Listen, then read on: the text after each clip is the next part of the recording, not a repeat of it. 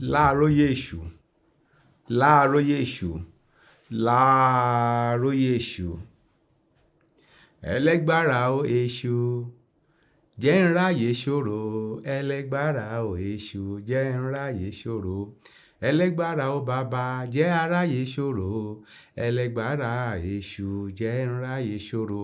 Ẹlẹ́gbára, ẹlẹ́ẹ̀gbá, alágbára are part of the names of Èṣù. We have many names of Èṣù. But to start this lecture about Èṣù, it is important that we notice and always remember that Èṣù is a unique deity. Èṣù is the property of Yoruba civilization. Èṣù is among the Òrìṣàs that Elédùmarè created.